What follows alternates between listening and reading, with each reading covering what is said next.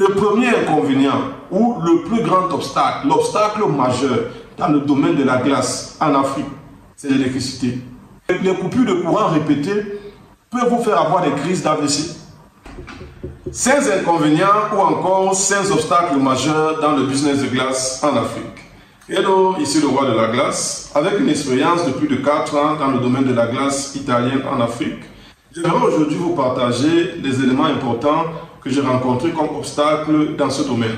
Il est vrai, le business de glace italienne est un business très rentable, mais en parallèle, il faut être conscient que ce business a ses réalités.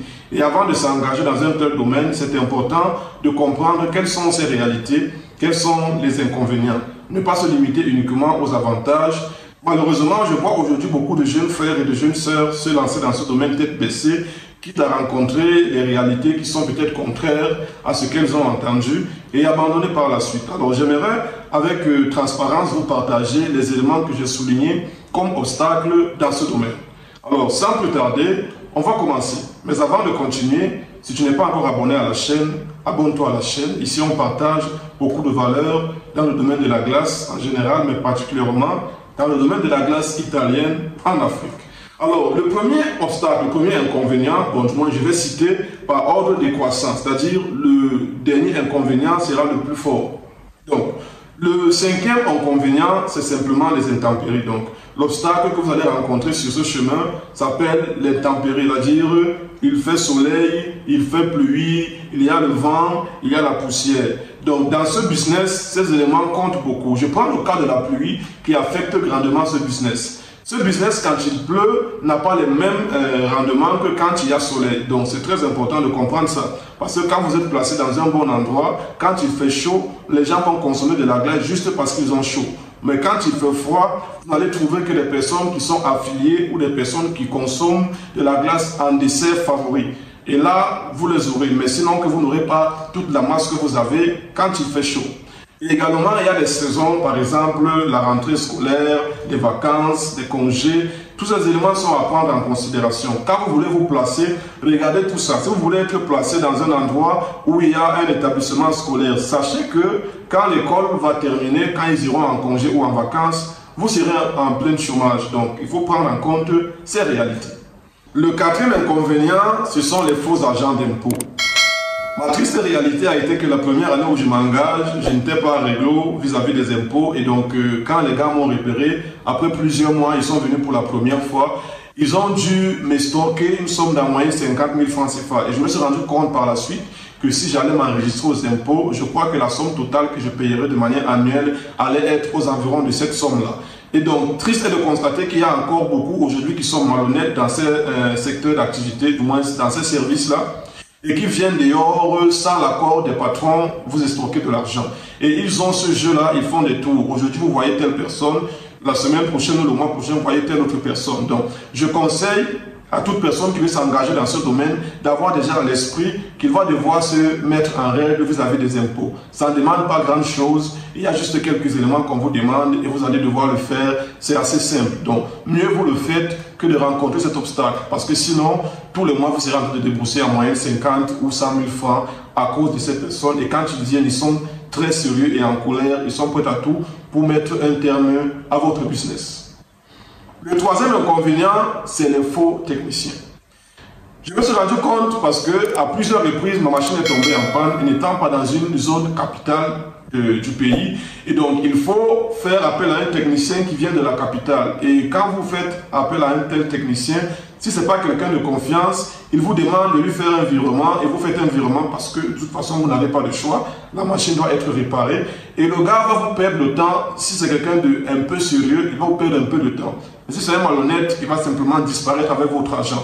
Et donc, moi, j'ai eu à faire face à cela durant mes premières années avant de tisser un bon contact de technicien sur des partenaires avec lesquels je travaille. Et quand j'appelle quelqu'un, à coup sûr le lendemain ou quelques jours après, il peut être là. Mais sinon que c'est un gros inconvénient. Pour un début, vous n'allez pas rencontrer cela parce que votre machine sera neuve, donc probablement vous n'aurez pas ce genre de problème. Mais par la suite, vous aurez ce problème parce que si votre machine tombe en panne, vous êtes obligé de faire appel à un technicien. Le 2e obstacle dans le chemin du business de glace en Afrique, c'est les employés malhonnêtes. Je souris quand je parle de ça parce que je sais de quoi je parle. À 3 reprises de suite, je me suis fait avoir par 3 employés. Donc, pendant presque 2 ans, mon business était entre les mains des requins. C'est-à-dire des personnes qui étaient là uniquement pour elles et qui s'en foutaient carrément du patron. Et donc, pour un début, j'ai dû faire confiance parce que je me suis dit que la base de la confiance suffisait. Mais je me suis rendu compte quelques années après que c'était une erreur. Il fallait avoir un système. Et donc, quand je parle de système, je parle de la façon du suivi des ingrédients, le stock, les ravitaillements. Donc, il fallait réellement avoir un système pour permettre de mesurer approximativement tout ça. Savoir que quand je fais un mélange, je dois avoir au minimum telle somme. Cela n'empêchera pas que vous soyez volé, mais cela permettra que vous soyez dans vos chiffres. Et donc, j'ai dû comprendre cela. Et quand j'ai mis cela sur pied, j'ai commencé à voir un peu le bout du tunnel. Mais sinon qu'aujourd'hui en Afrique, je ne sais pas où je parle, mais au Cameroun, c'est très compliqué de trouver des employés sérieux. Et donc, si vous voulez vous engager dans le domaine de la glace en disant non, moi je travaille, je vais mettre le business et quelqu'un d'autre va gérer, c'est une erreur. Ne le faites pas. Si vous n'êtes pas convaincu que vous-même vous pouvez gérer votre activité pour un début, ou bien vous pouvez confier cette activité à quelqu'un de confiance et tourner le dos pour laisser la personne gérer comme elle veut, alors je vous conseille de patienter, de pouvoir rassembler les fonds nécessaires pour ouvrir soit un glacier moderne. Parce que quand on parle de système de suivi, c'est uniquement pour les petites ou les moyennes activités. Mais quand vous faites déjà des grandes activités telles que les glaciers modernes, là-bas, c'est déjà tout un système qui est mis en place et ce système n'est pas fabriqué, il existe déjà. Donc il y a un gestionnaire qui sera là pour gérer tout ça, il y a des comptables. Donc, en fait, vous aurez assez de revenus pour pouvoir payer toutes ces personnes. Mais quand je parle ici d'inconvénients pour la ressource humaine, je parle uniquement pour des personnes qui n'ont pas la capacité d'avoir des comptables, d'avoir des gestionnaires et tout ça. C'est compliqué quand on démarre. Mais justement, quand vous êtes dans cette catégorie-là, vous allez subir parce qu'il y a des personnes qui sont là, qui sont mal intentionnées malheureusement, qui vous demandent du travail, qui font tout pour avoir du travail, mais quand elles sont là, elles commencent à mettre l'argent dans les poches sans que vous ne soyez au courant. Ou bien même vous êtes au courant, mais elles vous trompent en vous regardant dans les yeux. C'est très triste. J'ai rencontré beaucoup de personnes qui vivent cette injustice-là. Mais malheureusement, c'est la réalité dans ce domaine. Le premier inconvénient ou le plus grand obstacle, l'obstacle majeur dans le domaine de la glace en Afrique, c'est l'électricité. Les coupures de courant répétées peuvent vous faire avoir des crises d'AVC. En une semaine, vous vous retrouvez en train de vendre une seule fois. Mais dites-moi, comment vous pensez vous en sortir avec un tel rythme? C'est compliqué dans un pays comme le nôtre. Nous bénissons les efforts qui sont fournis par le gouvernement, mais malheureusement, il y a encore beaucoup de problèmes au niveau de l'électricité. Beaucoup d'entreprises sont pénalisées par rapport à ça. Et donc, à l'heure où je vous parle, c'est la triste réalité de tout le pays. Et voire même toute l'Afrique, parce que j'ai des clients un peu partout qui me disent non, à telle heure, on va couper le courant. Il y a des pays où c'est déjà régulé, où on sait qu'à telle heure, on coupe le courant, tel jour, on coupe le courant. Mais chez nous, au Cameroun, ce n'est pas régulé. C'est-à-dire, tu peux être comme ça en train de servir un client qui veut un pot de 2000, paf, le courant s'en va. Et donc, juste comme ça, sans aucune explication. Et donc, c'est très triste. Il y a de quoi péter une crise, surtout quand vous savez qu'il y a le loyer à payer, il y a les employés à payer, il y a les ingrédients qui sont stockés, il y a la glace dans le congélateur. Tout ça là, on s'en fout, l'électricité s'en va et vous devez gérer les pots cassés.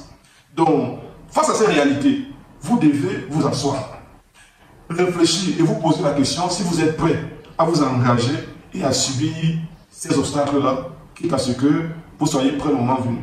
Donc, j'ai voulu partager cette expérience parce que je vois beaucoup de personnes aujourd'hui se lancer sans réfléchir et qui par la suite sont étonnés ou bien m'écrivent pour me dire non, ce que vous dites c'est faux. Non, ce que je dis c'est pas faux. Les réalités sont là. Maintenant, il faut trouver comment contourner ces réalités. Quand je dis ça, je ne dis pas que n'investissez pas dans ce domaine, non. Mais je dis, soyez conscients. Moi, par exemple, mon investissement a été rentabilisé au fil des années. Donc, pour ceux qui ont la mentalité d'investir pour gagner là, c'est pour eux que je suis en train de faire cette vidéo parce que ça sera le contraire. Vous allez vous rendre compte que c'est difficile. Si vous allez vous endetter, voilà pourquoi je ne conseille jamais de s'endetter. Ne vous endettez pas pour aller investir, surtout dans un tel business. C'est un business qui va rendre votre argent, ça c'est sûr, parce que la machine sera là, elle ne se périme pas. Donc vous aurez à coup sûr l'opportunité de la rentabiliser. Maintenant, il y a des astuces que je montre dans notre vidéo ou que je vais expliquer après, où vous pouvez, malgré les coupures de courant, rentabiliser votre activité. Mais si vous avez une pression sur la dette, vous allez avoir une crise d'AVC, ça sera compliqué de vous en sortir. Et donc les amis, j'espère que cette vidéo vous aura été utile. Abonnez-vous à la chaîne, nous sommes nombreux à visionner les vidéos, mais peu à s'abonner. Merci à toutes ces personnes qui sont abonnées à la chaîne. Abonnez-vous les amis, likez, partagez les vidéos si elles vous apportent de la valeur. Alors on se retrouve, la prochaine vidéo, je vous explique comment vous en sortir pour contourner le problème de l'électricité. Parce que c'est un problème qu'on peut contourner. Oui, le groupe, mais pas que le groupe, tout le monde n'a pas le moyen de prendre le groupe. Donc, je vais vous expliquer ça en détail dans une vidéo, comment vous pouvez procéder pour vous en sortir. Alors, je vous retrouve à une prochaine vidéo. Ciao!